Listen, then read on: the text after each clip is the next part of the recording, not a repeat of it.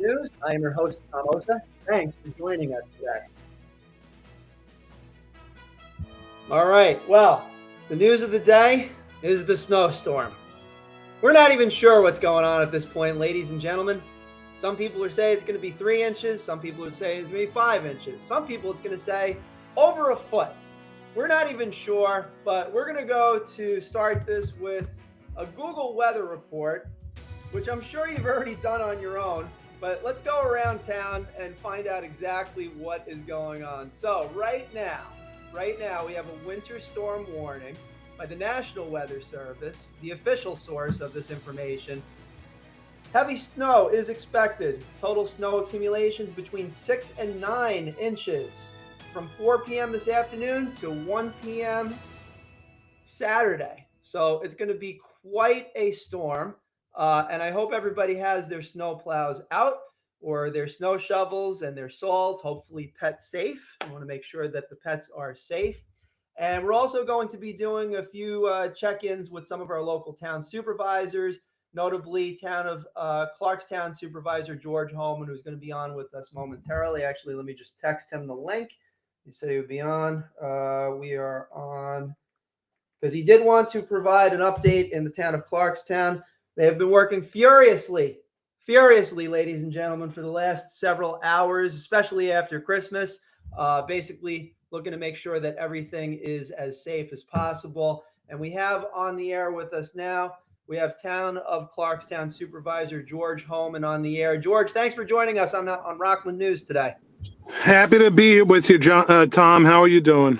Yeah, pretty good. Hope you had a good holiday, Christmas, everything. I think Kwanzaa's today as well, so we have to acknowledge that as well. Yeah, everything. You know, Hanukkah's over. Great Christmas and Kwanzaa today and snow tonight. So snow tonight. snow tonight. So it's no, it's crazy. It's we've had a couple of snow events already. Obviously we're fine on our budget for this year. But the longer the winter goes, what people need to realize is on these town budgets in particular and village budgets, there's different calendars. So the towns work off of the calendar year. So the winter will straddle, two different budgets, and so we're literally coming to the end of 2025. So these snowstorms, will have an impact on the 2025 budget, but then you get into 2026 where on January 1 everything resets. So a couple of these, we were fine on our snow budget.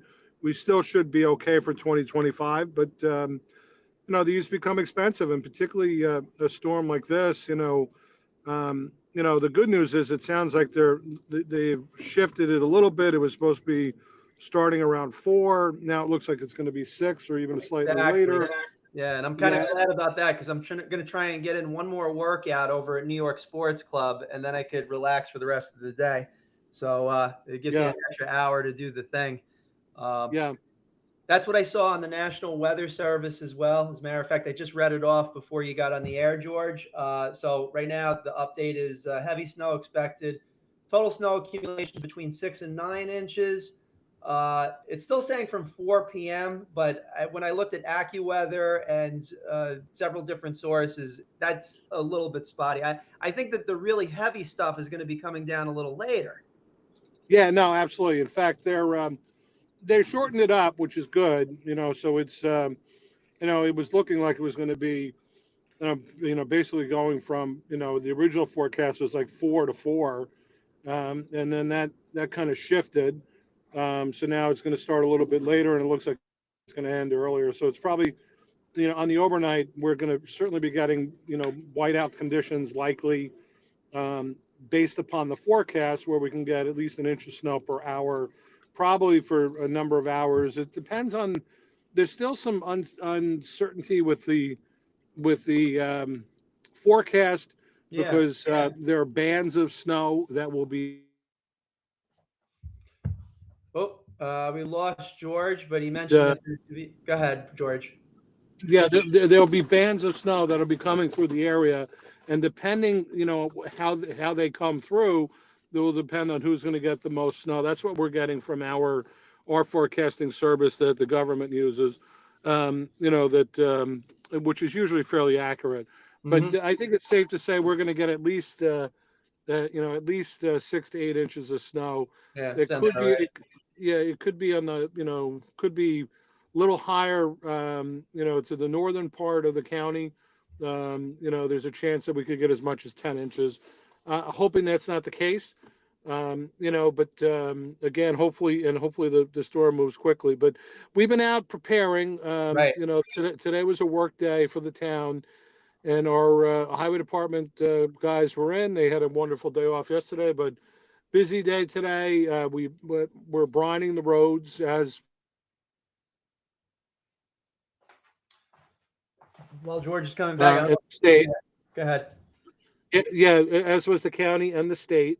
Mm-hmm. Uh, and so we pre-treated our higher elevation roads, our roads that we have more problems with, and we loaded up all 60 plow trucks, serviced them, serviced the equipment. So now the guys are off, and we're just waiting for the call out for them to come back in, Mm-hmm. and battle the snow. And How you many know, uh how many trucks are we talking about, if you don't mind me asking? I'm just wondering what's I mean, yeah. it's obviously So we have we, huge. we yeah. So Clarkstown is the whole center part of the county. We have 56 plow routes that Jeez. covers the 300 miles worth of roads. Mm-hmm. Um, so it's definitely a very significant amount of of area within the county, um, and and certainly there are you know the 56 trucks that are all serviced, ready to go. We have several spares. Our mechanics are on, going 24/7, Right. 24/7 as well to Mm-hmm. service the equipment. And we do, obviously do get some issues with some trucks along the way, but by and large, our trucks are in pretty good shape and they're well maintained. So you'll get things like ruptured lines, in the plows and things like that, that happen, when you're out, plowing for a lengthy period of time, Mm-hmm. um, sporadically. So we've got a crew of mechanics that service all the equipment. We also have our DFM department, which handles downtown New City and our sidewalks throughout New City, as well as our town facilities. The highway department doesn't do those. So Main Street New City is done by our DFM, department, the sidewalk to sidewalk, from one end of Main Street, up to, Landau Park. We handle that. That's a town portion of the road from basically District 96 all the way up to Kevin Landau Park. So our DFM department handles that. They also handle our four community centers, and they also handle our parks, with them, as well as town hall. And thankfully, town hall is closed over the weekend, so it's a lot that goes into it. When it snows, Tom, people should be aware of this. I mean, people might be like, "Oh, well, it's great, it stopped snowing, and I should be able to get out and about." It literally takes us 4 full hours to clean curb to curb when the snow stops. Right. Uh, Yeah. and and then, of course, you have the vagaries of the collective bargaining agreement with the contracts. So there are mandatory breaks that have to take place, obviously, for safety. You don't want folks Of going course. Yeah. 24 hours straight, but there are some mandatory breaks that kick in, and will kick in on a storm like this. So Right. but our Clarkstown is known for doing a great job, but the roads, we're prepped and we're in good shape. And we'll also be posting. I'll be posting on all our socials, my own as well as the town's updates. I know I'll be out on News 12 tonight at 9 o'clock, giving a live Mhm. Zoom update, and we'll be giving updates throughout the pendency of the storm as well. Yeah, absolutely. And I find it interesting. We had one of our colleagues that just got elected as an official in over in the village, the town of Tuxedo. So it's actually in Orange County, but we're kind of like adopting Tuxedo into Rockland because we know them. And the John Sandak, who's elected, he was talking about some of the things that people should be aware about, especially if snowplows are coming through one's neighborhood. One thing is, and I believe this is illegal, can't throw snow from your driveway back onto the road. That's actually illegal. Yeah, Yeah. So yeah. you want to drop that onto the snow on the side of your lawn, or whatever you have on your property. You just drop it over there. Any other things that people that are plowing tomorrow morning should be aware of? Yeah, the other issue is, and this happens all the time, the police have been out hammering with tickets. There are certain areas within the town where people will just park on the street. Mm-hmm. Overnight parking, just virtually across, I think, almost every municipality in the Hudson Valley has some form of an overnight parking ban during the winter, or during snow emergencies. Right. And so, don't park in the street. And if you do, and if you're in some of these neighborhoods where we've had a lot of complaints about it, we will be out there ticketing. The Sure. police, we've issued warnings, but the police are ticketing. We've had multiple storm events, and the problem with that is, it's like literally you park on the street. You're not allowed to in Clarkstown. You're not allowed to park from like November until April 1st. So overnight parking between the hours of midnight and 6 a.m. is prohibited.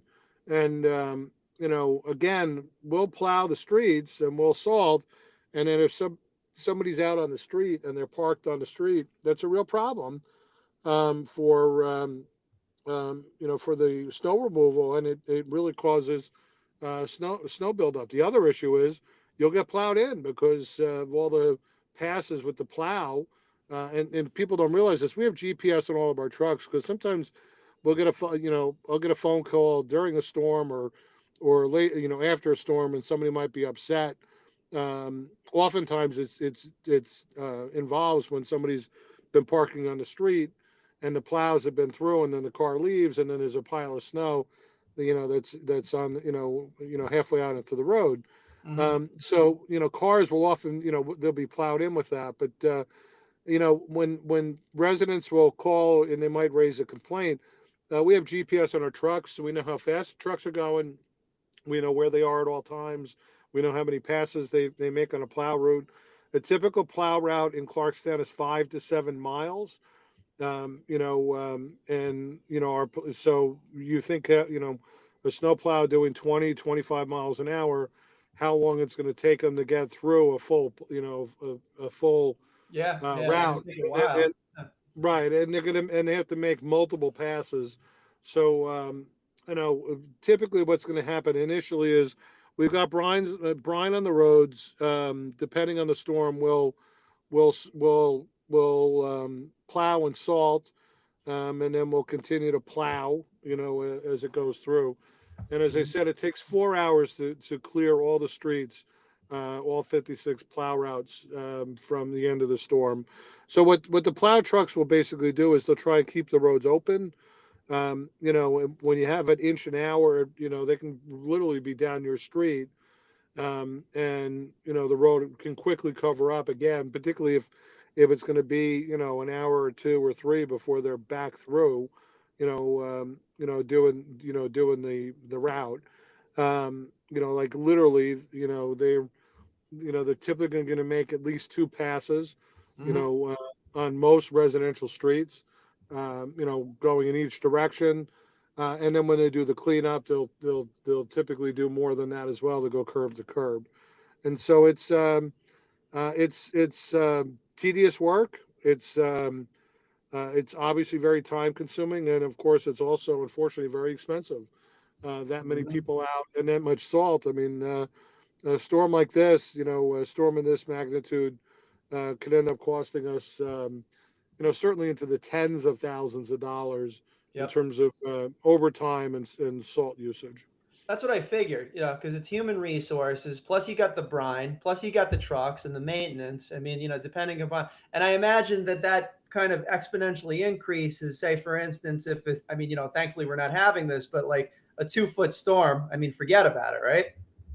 Yeah, no, I mean, so obviously, 3, 4, 5 inches. I mean, the worst kinds of storms to battle, are the ones that are really ice, and that becomes really dangerous and expensive because Mhm. you're just constantly applying salt, and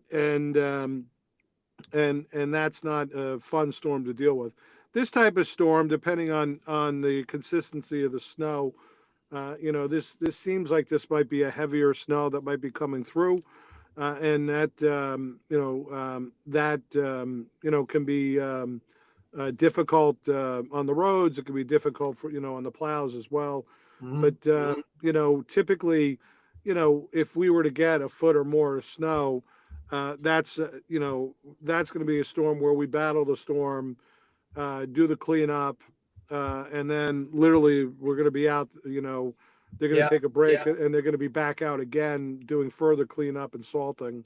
And then just keep in mind, with all this snow, it's going to melt and run off over time, Mhm. which is going to mean that our emergency crews are going to be out, in typical areas where we can have melting and then icing at night. So it's just keep in mind. I mean, we're also talking about the potential for some additional snow to come right on top of this Sunday into Monday. A much smaller system, but there's a potential on additional snow that's going to come in the start of next week. Mm. So I don't know about you, but I'm kind of ready for the spring already. So I was ready for the spring. Yeah, it's I'm half Italian and half Colombian, and uh-huh. the Juan Valdez Colombians, I should note, not the Pablo Escobars. But it's like, yeah, the warm weather just calls to me. So yeah, I'm with you. I definitely want the warm weather as soon as possible. We're still going to do the Stony Point Seals Polar Plunge, and that's for a good cause for kids locally that are medically fragile. So we do it every year, but absolutely would like to see some warm weather sooner rather than later. Yeah. So unfortunately, the sound of it is there's a potential, and this is subject to change because it's still several days out. But as I said, for a smaller snowstorm to come through at the end of the weekend, and then supposedly it's going to be a little bit colder for the next couple of days after that. Right. So I don't think we're going to have a warm up until next year, until 2026. Mid to late week next week. So my advice to everybody, and I'll leave you with this, Tom, is we've got great professional, plow drivers and staff within the town of Clarkstown, as within the other municipalities. They do a good job. Get out, pick up whatever you need now and try and stay off the roads, unless you absolutely have to be out there. And as I said, we'll make sure that the roads are in good shape. The roads will be open during the course of the storm, and then, as I said, when it stops snowing, obviously, it takes a period of time. So, if you wake up tomorrow morning and it stops snowing, let's say it's 7 or 8 o'clock, and you're looking out and saying, "Oh, it's great," just realize that it's still going to take hours, for the town to get cleaned up. And Hmm. then what will happen is, for the following couple of days, it takes upwards of 2 days to 3 days for us to clean every sidewalk, because basically we clean the roads and then we try and get to the sidewalks in the critical areas, particularly around schools and the downtown areas. And so that takes a little longer. We've got these machines called bombardiers. They cost about $300,000 each, three to four Wow. hundred thousand each, and they're like little mini tanks that person sits in, and they have tracks, and they do our sidewalks. And again, we have about 60 miles worth of sidewalks. So, but the bombardiers literally, are only going a couple of miles an hour on the sidewalk. So it takes a lengthy period of time. We've got four of those machines that are stationed geographically around the town, but we don't deploy those until towards the end of the storm, because literally when you're plowing the snow, you're pushing it off onto the side, so you're going to clear the side. You're Right. going to, so you really don't get to the sidewalks until afterwards, and that could take a couple of days to get those done. We're also responsible for the commuter lots, even though those are under control of the state and the county. So, will be a storm of this magnitude. if we get, it's pretty safe to say 6 to 9 inches, you'll see our guys out working through the night tomorrow, and then probably back in for further cleanup on Sunday as well. Mhm. And unfortunately, if we have another storm right behind us, it'll drop a few more inches potentially early next week. It'll be the same thing all over again. Mhm. Well, it sounds like you have a fun, action-packed several days ahead of you. Hopefully, it goes smoothly and it's not too much snowfall. And thanks for being on short notice. I wanted to make sure that people locally got the updates. Obviously, follow Town of Clarkstown Supervisor George Hoehmann on Facebook as well, where you can get some timely updates. And also, George, thank you for commenting on the recent retirement of Archbishop Cardinal Dolan. He was a pretty cool. I really enjoyed his sermons when I got the chance. Not all of them, but I got the chance to see a few of them. He was very charismatic individual, very relatable. Yeah, I'll leave you with this with Cardinal Dolan. So it was kind of fortuitous. He came to St. Francis of Assisi in the town earlier this year, and we actually did a proclamation because he had turned 75, and we didn't know when he was going to retire. But we actually did a proclamation naming, calling Cardinal Dolan Day. That was in the early fall, I believe. And we presented it to him, and I'm so glad we did, because that ended up being his last visit to St. Francis. Could be the last one before he actually retires. Now, my understanding is he'll be staying within New York, and he'll still be doing some events and what have you. But he served a lengthy period of time. When you think about the numbers of bishops and archbishops, obviously you had folks like Cardinal Spellman, who had served for almost 30 years as the Archbishop in New York. Cardinal O'Connor has served for 16 years, 84 to 2000, just similar length of time as Cardinal Dolan. Cardinal Cook, about the same amount of time. He came in 68 and died in 82, so a little bit less, Mm-hmm. um, or about the same rather. And then you have Cardinal Egan, who was only the Archbishop for about 7 years. So Dolan, for his time in New York, left a significant impact on the church, and I would dare say even New York State itself. Obviously, he's developed a lot of relationships across religious denominations. He's very well connected and very active in the interfaith movement with the Jewish community, and certainly with the Orthodox Christian community, as well. So, I'm happy to see that now that he's retiring, he'll have a little more time, but he's certainly left an enormous impact on New York. Mm-hmm. Absolutely. And look forward to seeing the new. I don't have it in front of me, but the new gentleman that is our new cardinal for the area. I'm looking it up Yeah. right now. So Archbishop Ronald Hicks, Ronald Hicks. Yes, thank you. he'll be sworn in February, and he won't actually be a cardinal yet. And he may not be a cardinal for a while, because typically they don't have two living cardinals from the same diocese, so even when they retire. So many years ago, like you had Cardinal Kroll, was the long-serving Archbishop of Philadelphia, and he retired, and he lived on a number of years. And um, Archbishop Bevilacqua, who had come up from Brooklyn, became the Archbishop of Philadelphia. And it wasn't until Cardinal Kroll passed away that he was then named the cardinal. There's certain dioceses that historically now become what they call a cardinal diocese, and it's not anything that's written; it's just within the tradition of the church. And so, the Archdiocese in New York, the first cardinal in the history of the United States was Cardinal McCluskey in the 1880s, and he was the Archbishop in New York. His successor was Archbishop Corrigan, who was never made a cardinal.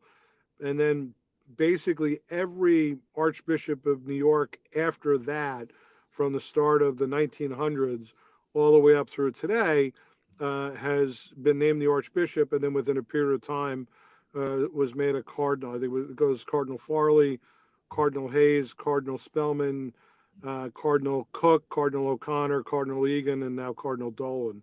So Wow. Archbishop Hicks most certainly will become a cardinal at some point, but I don't think that'll happen, anytime soon. So just refer to him as the Archbishop of New York, and Archbishop. someday he more than likely will be named a cardinal. Roger that. Well, Town of Clarkstown Supervisor George Hoehmann, thank you for being on Rockland News this afternoon. And hopefully everything goes nice and smoothly and without too much excess snow over the next several days. Thanks so much, Tom. Everybody be safe.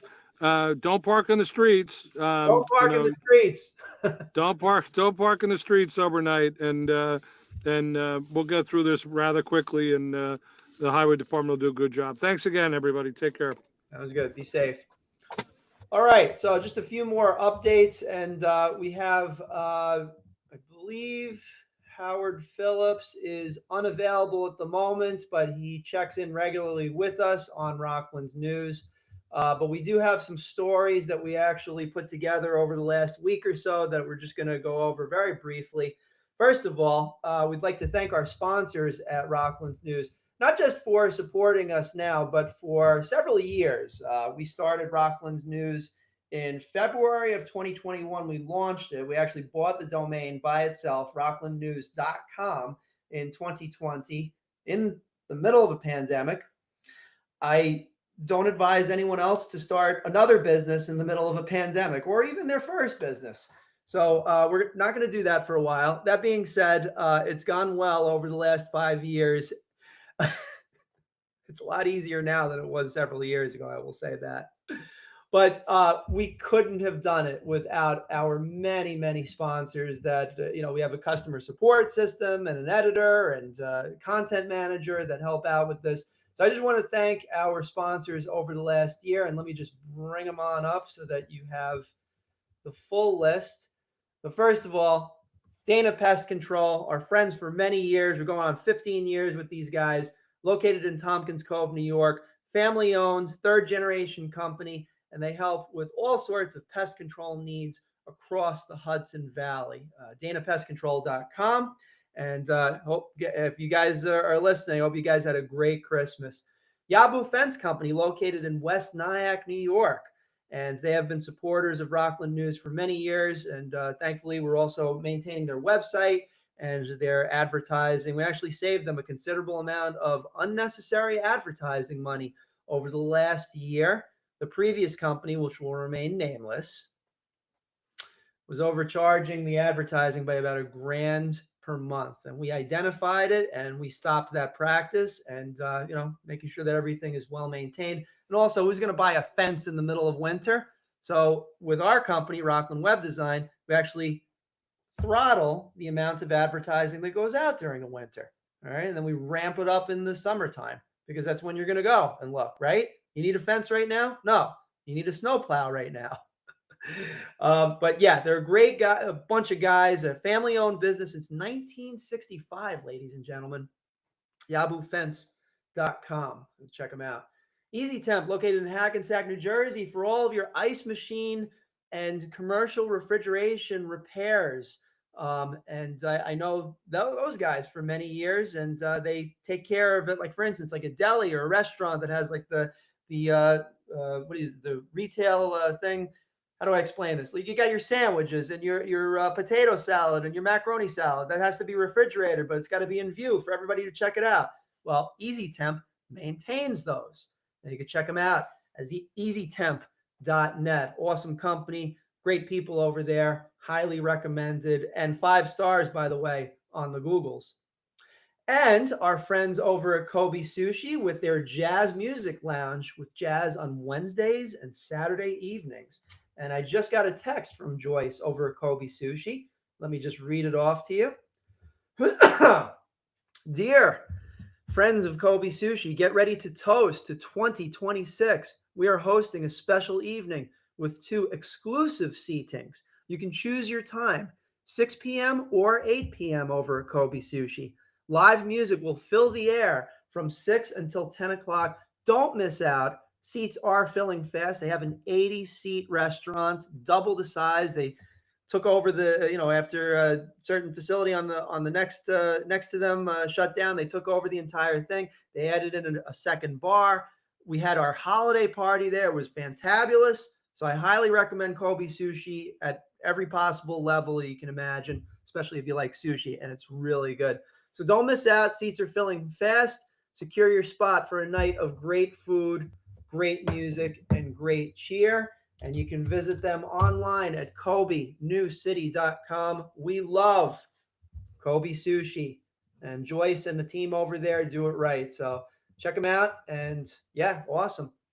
We have 2 amazing realtors on Rockland News. We have Susan Bova from Coldwell Banker Realty and Lauren Molino Muller from Howard Hanna Rand Realty.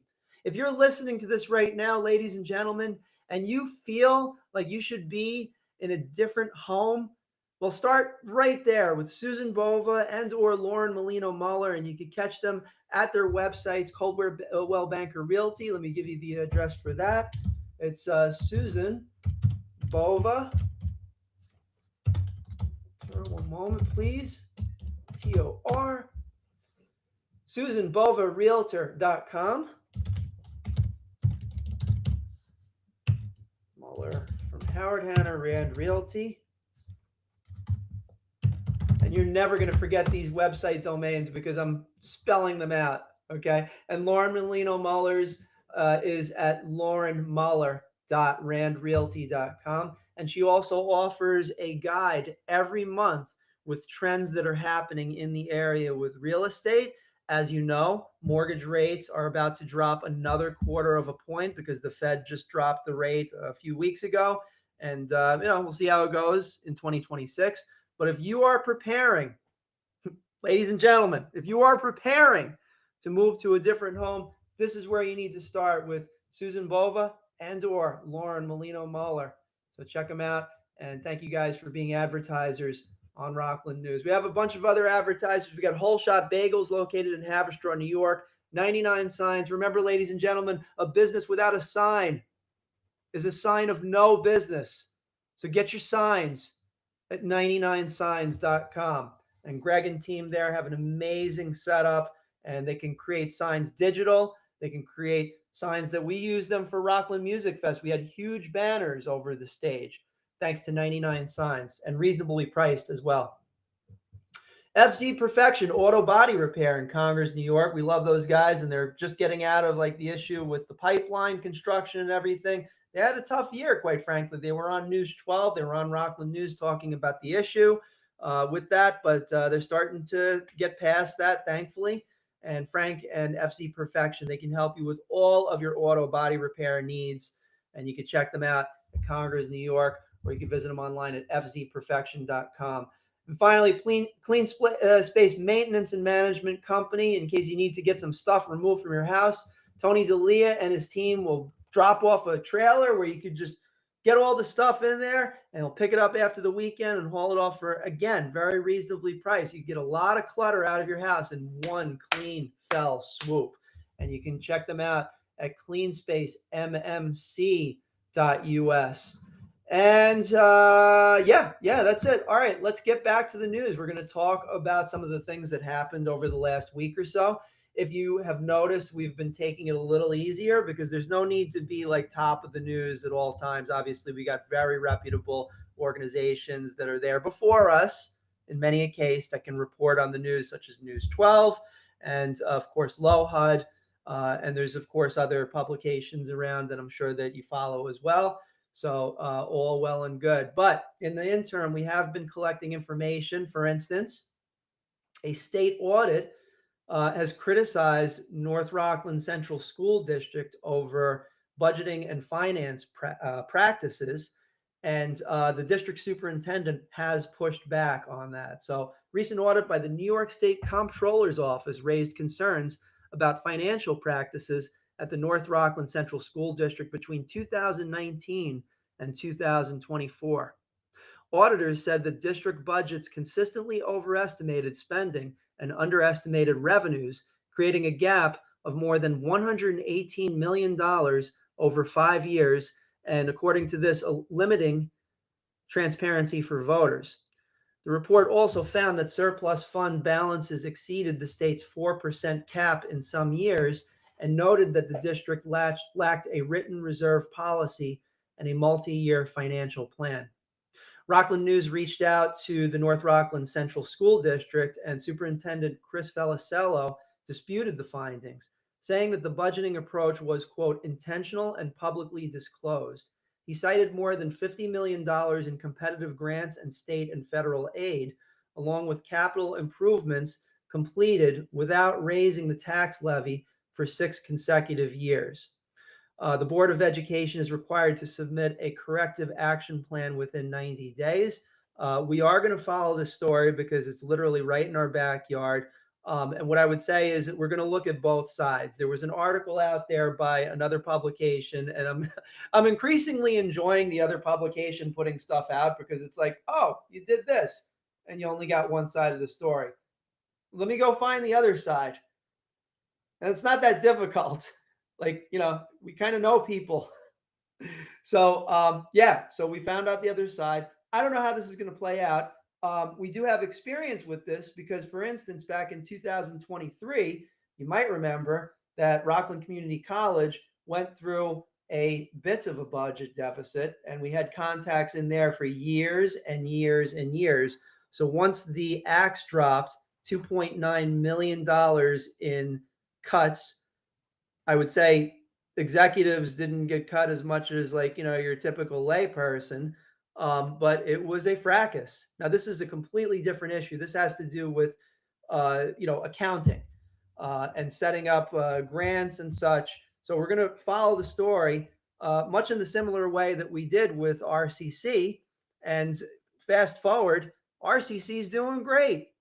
From what I've heard, they started out with a $12 million shortfall, and then a few months later was a $5 million shortfall, and then it was a $4.3 million shortfall, and then it was a $3 million shortfall, and who knows, and certainly they got funded.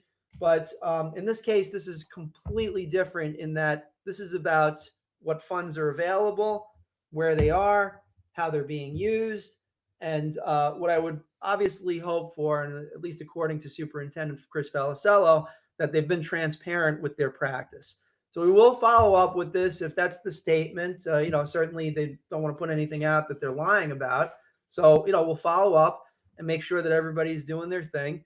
And perhaps in the future, we'll have Superintendent Chris Felicello on to go through the process a little bit. But at least from social media's perspective, because of course, ladies and gentlemen, that's the be all and end all.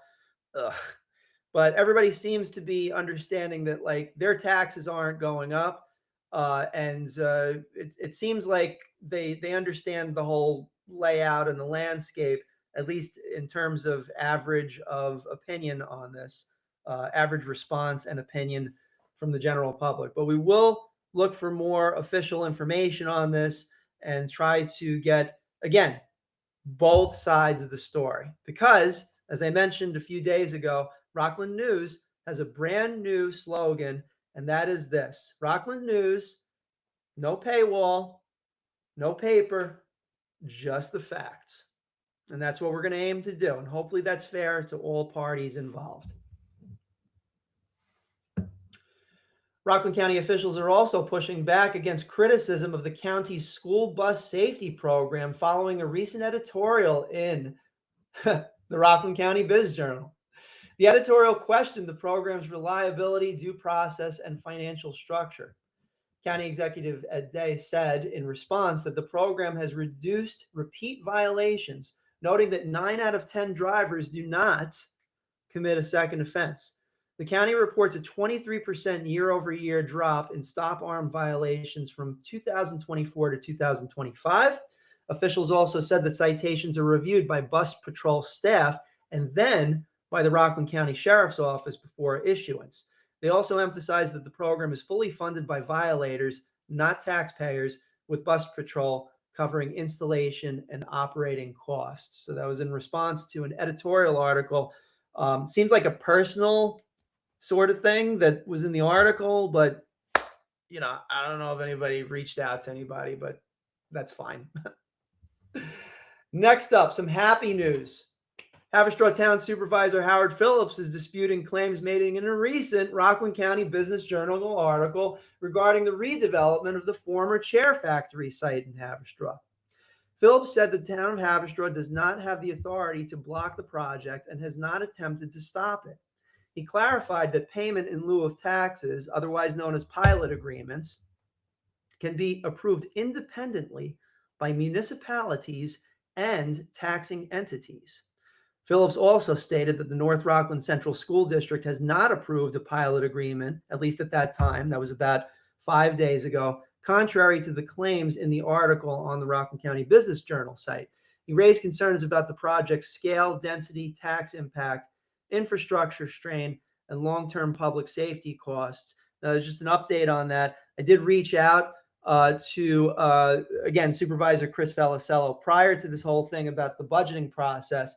And Felicello indicated that it seems that things are going in the right direction, where it seems that the school district at the moment seems to have a more favorable opinion of the Haverstraw Chair Factory project, budgeting, and request for a pilot agreement. So nothing's inked yet. Stay tuned on that. But it seems that in this case, that article also jumped the shark.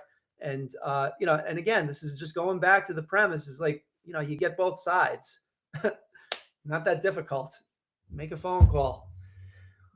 All right. So that's that. And here's some news. I was in Orangeburg a few days ago. It was for an appointment with a local small business. And I happened upon an awesome little coffee shop. It's called the Perk House Coffee Company in Orangeburg. And it's gaining attention lately. It's got a combination of specialty coffee and a full-service kitchen in the back. It's located in Prell Plaza in Orangeburg, right off of Exit 6. And the cafe operates just 100 feet away from Creco's Cafe. So they kind of like share foot traffic. It's a mixed-use complex with like office space upstairs and retail space downstairs. So on one end, you could get your pizza and your Italian delicacies, and then you can mosey on over to the Perk House and have some really fine coffee. And like I said last time, as a person of at least 44% Colombian heritage, I can tell you when there's a really good cup of coffee that I'm having. And I did have one over at the Perk House while I was putting together some articles for Rockland's News. According to the customer reviews that were cited online, the cafe offers a range of breakfast items, smoothie bowls, lunch options, and espresso-based drinks. And they also have gluten-free options, and they emphasize locally focused service. Perk House is independently owned and operated and serves as part of the growing food and beverage presence in Orangeburg's commercial corridor. As before, Clarkstown Supervisor George Hoehmann mentioned, and he had been endorsing, Cardinal Timothy Dolan has retired. This was finally signed off by our new Pope, Pope Leo. The Vatican has accepted the resignation of Cardinal Timothy Dolan as Archbishop of New York after he reached the mandatory retirement age of 75. Dolan served in the role since 2009 and maintained a regular presence in Rockland County parishes and institutions. So Pope Leo XIV has appointed Bishop Ronald Hicks as Dolan's successor. Thank you, Supervisor Hoehmann, for reminding me he's not a cardinal yet. He's Archbishop, but not a cardinal. You apparently can't have two in the same area. I don't know. It's maybe a bit like gravity getting too close to each other, gravity and anti-gravity. I don't know these things, but you can only have like one cardinal at a time in a certain area. Hicks previously served as Bishop of Joliet, Illinois, and brings pastoral, academic, and international experience, including charitable work in El Salvador. The Archdiocese of New York serves more than 2.5 million Catholics across multiple counties, including Rockland. Well, I hope everybody had an amazing, amazing holiday time thus far between Hanukkah, Christmas, and now Kwanzaa.